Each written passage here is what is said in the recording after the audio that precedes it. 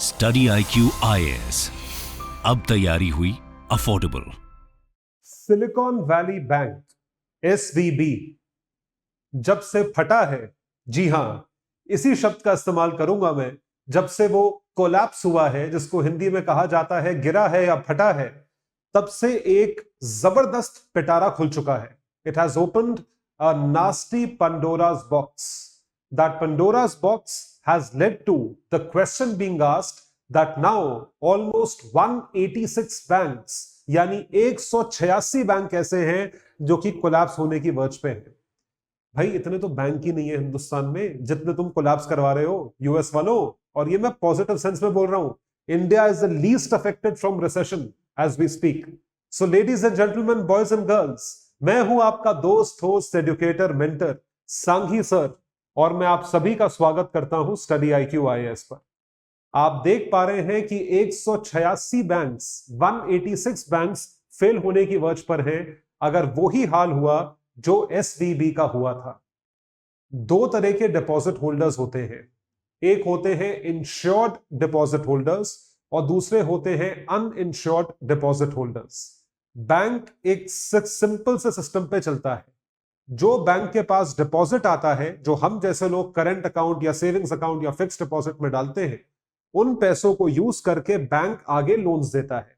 जब बैंक आगे लोन बांटता है तो उन लोन्स पे बैंक इंटरेस्ट कमाता है और उस इंटरेस्ट में से आगे आप और हम जैसे लोगों को इंटरेस्ट पे करता है।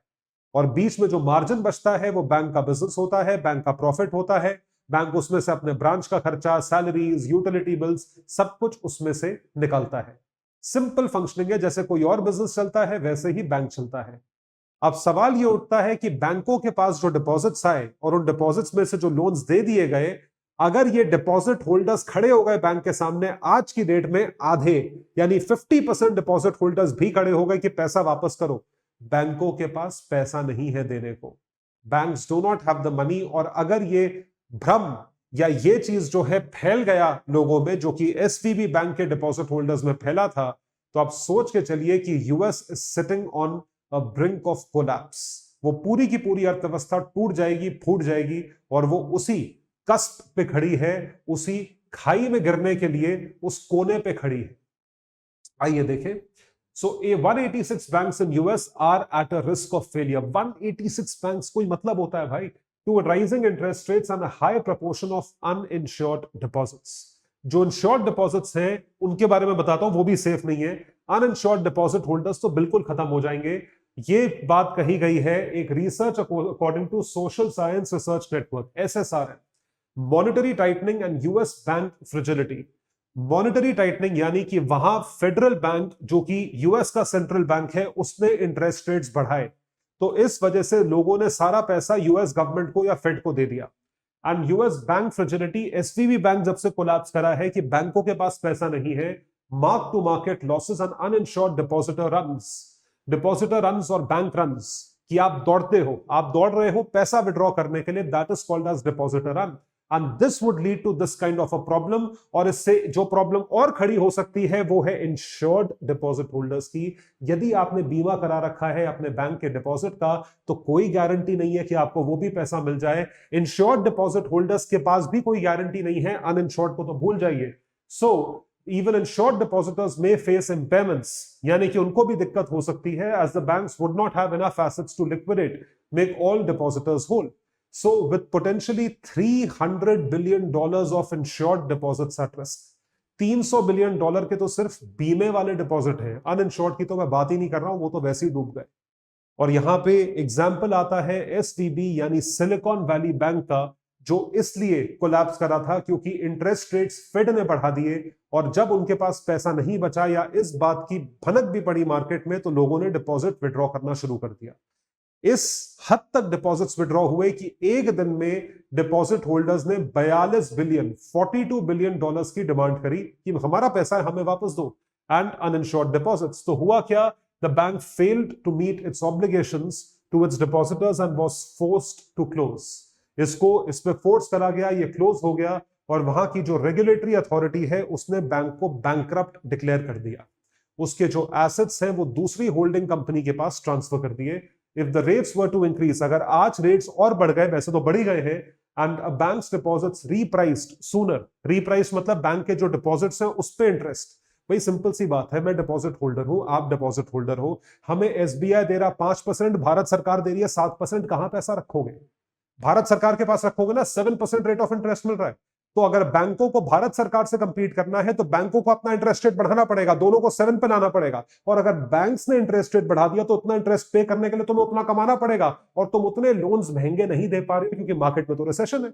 अगर तुम लेंड करोगे 8% पे, कोई लोन नहीं लेगा, तो तुम ऐसा हो सकता है कि तुम बाहर इंटरेस्ट पे लोन दे रहे हो जो कि सस्ता रेट ऑफ इंटरेस्ट है, लेकिन पे तुम महंगा कर रहे हो। It could result in the bank pay out more interest on deposits than the interest it is receiving from loans, जो इंटरेस्ट वो लोन से रिसीव करता है। एसवीबी ने कोशिश यही करी to recover from its losses by selling portfolio of treasuries and mortgaged backed securities to जीसैक at a loss of $1.8 billion. इतने नुकसान पे वो एसेट बेच रहे हैं, सोचिए कितने डेस्परेट होंगे वो पैसा रिकवर करने के लिए। क्यों? Because of $42 billion of outflow in a single day. It failed to raise $2.25 billion, और इतने ही डिमांड आ गई तो जाहिर सी बात है बैंक तो कोलैप्स करेगा ही। बैंक कैसे बच जाएगा? सबसे इंपॉर्टेंट अहम सवाल जो पोज होता है वो ये है कि यदि बैंक की यह स्थिति होती है तो क्या डिपॉजिट होल्डर्स के लिए क्या होगा?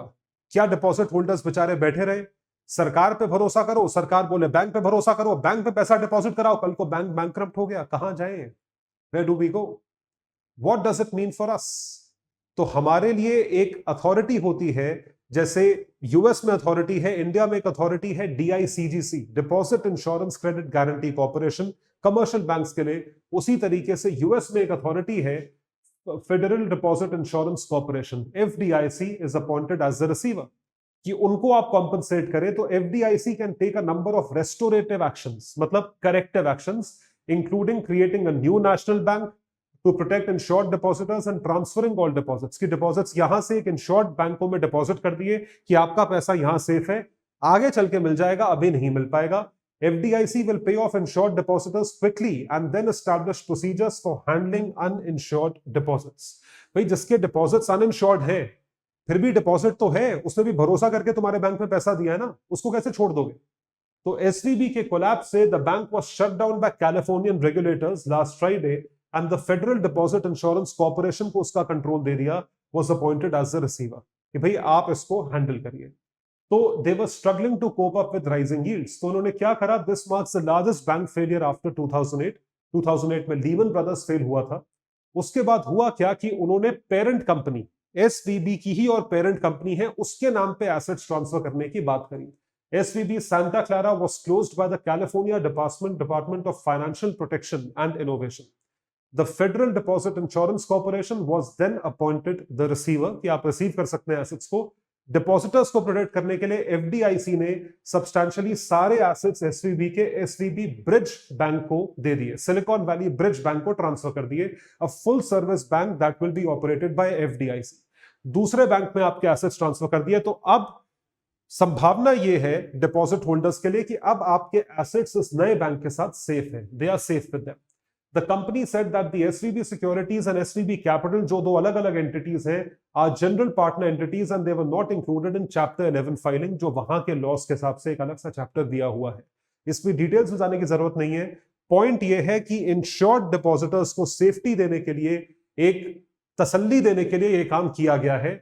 The company added that it planned to proceed the process to evaluate alternatives for its business।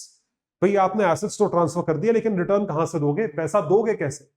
तो वो पैसा देने के लिए आपको रिटर्न निकालना पड़ेगा, और वो रिटर्न निकालने के लिए आपको कोशिश करनी पड़ेगी कि आप किस तरीके से आगे बढ़ते हो, how do you move forward.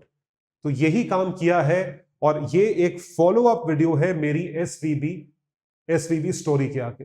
तो SVB स्टोरी के लिए आप मेरे पास्ट वीडियोस पे case studies by Ayush Sanghi पे रेफर कर सकते हैं, और प्रेजेंट स्टडी के लिए जो मैंने आपको अभी बताई, इसको आप फॉलो अप कर सकते हैं SVB बैंक को।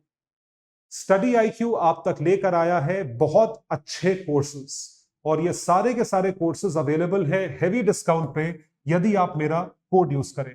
सो मेरा जो कोड है दैट इज सांघी लाइव।